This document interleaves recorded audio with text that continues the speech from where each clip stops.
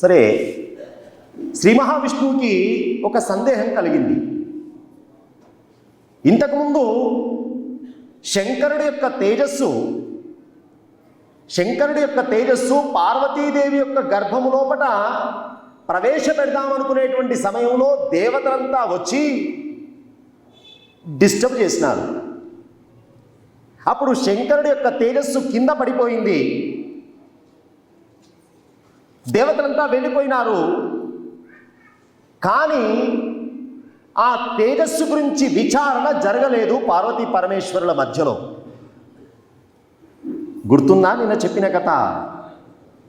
మొట్టమొదలు నర్మదా నదీ తీరంలో చక్కగా వారిద్దరు కూడా, అమ్మవారు శాపం ఇచ్చింది కదా దేవతలకి, మీకు కూడా సంతానం ఉండకుండుగాక. తర్వాత పుణ్యక వ్రతం చేసింది. తర్వాత జరిగిన కథ.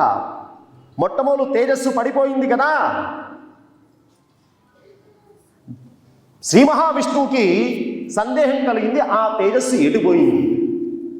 శంకరుడి తేజస్సు కదా, ఎట్లా వ్యర్థమవుతుంది?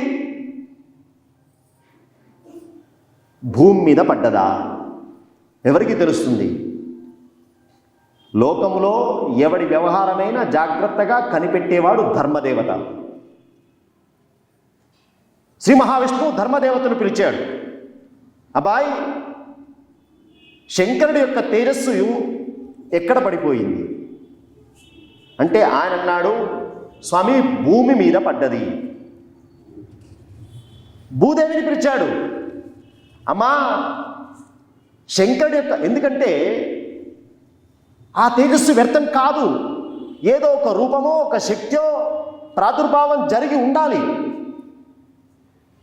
అది సామాన్యమైనటువంటిది కాదు కదా, మహాదేవుడిది. అమ్మా భూమాత, చెప్పమమ్మా, ఆ తేజస్సు ఏమైంది అంటే భూమాత అన్నది, పరమేశ్వరుడు యొక్క తేజస్సు భరించేంత శక్తి నా దగ్గర ఉన్నదా స్వామి? మరి ఏం జరిగిందమ్మా? అగ్నిదేవుడికి ఒప్పచెప్పాను నేను. అగ్ని తీసుకువెళ్ళాడు ఆ తేజస్సును. అగ్నిదేవుడిని పిలిచాడు. అగ్నిదేవా, ఏమిటయ్యా పరిస్థితి అన్నాడు. స్వామి, ఆ తేజస్సును నేను కూడా భరించలేదు, మరి ఏం చేసినావయ్యా అన్నారు. భరించలేను కాబట్టి గంగలో వదిలిపెట్టినాను, నీళ్ళలో వదిలిపెట్టినాను, నేను శాంతి ఇస్తానని, నా శాంతి కోసం. గంగను పిలిచాడు. అమ్మా గంగమ్మ, శివుడి తేజస్సును నీవు మోస్తున్నావా? అంత శక్తి నాకున్నదా స్వామి? మరి ఏం చేసినావు? అది ఎక్కడికి పోయిందో తెలియదు. నేను భరించలేను అని చెప్పి తపిస్తూ ఉన్నప్పుడు వాయుదేవుడు వచ్చాడు. స్వామి, నేను భరించలేకపోతున్నానంటే ఆ వాయువు ఎక్కడికి తీసుకుపోయినాడో తెలియదు. గాలి వచ్చింది. వాయుదేవుని పిలిచాడు. ఏమయ్యా స్వామి, నేను ఆ గంగలో పడ్డటువంటి తేజస్సును నా యొక్క వేగంతో తీసుకుపోయి ఒక రెల్లు కట్టి లోపట ఆ తేజస్సును పెట్టాను. రెల్లుగడ్డిలో పెట్టాను. రెల్లుగడ్డిలో పెట్టిన తేజస్సు పోయినాడు. శ్రీ మహావిష్ణువు ఎక్కడో ప్లేస్ ఐడెంటిఫై చేసి అక్కడ పోయినాడు. లేదు. ఏం జరిగింది? ఇక్కడ వరకైతే జరిగిన విధానం తెలిసింది, కానీ ఇక్కడి నుంచి ఏం జరిగిందో తెలియాలి కదా. సూర్యుని పిలిచాడు. ఆయన తెలుస్తుంది కదా, సీసీ కెమెరా అన్నట్టే. ఏమయ్యా, ఏమైంది తేజస్సు? స్వామి, నేను చూస్తూ ఉండగా ఆ తేజస్సు ఒక పిల్లవాడిలాగా మారిపోయింది. ఆ పిల్లవాడు ఏడుస్తూ ఉన్నాడు స్వామి. నేను చూసిన పొద్దంతా, అంటే సాయంత్రం సూర్యాస్తమయం వరకు నేను చూడగలను. ఇక సూర్యాస్తమయం ఏంటంటే నా డ్యూటీ పోయినట్టే. అంతవరకు ఆ పిల్లవాడు ఏడుస్తూ ఉన్నట్టుగా నాకు కనబడ్డాడు స్వామి. చంద్రుని పిలిచాడు. రాత్రి ఆయనే కదా నైట్ డ్యూటీ. ఏమయ్యా, ఏమైంది? అయ్యా, ఆ రాత్రి సమయంలో ఒక 6 దివ్యమైనటువంటి నక్షత్ర దేవతా స్త్రీలు చంద్రునికి తెలుసు కదా నక్షత్రాల యొక్క పరిస్థితి. నక్షత్ర దేవతా స్త్రీలు, కృత్తికా నక్షత్ర దేవతా స్త్రీలు 6.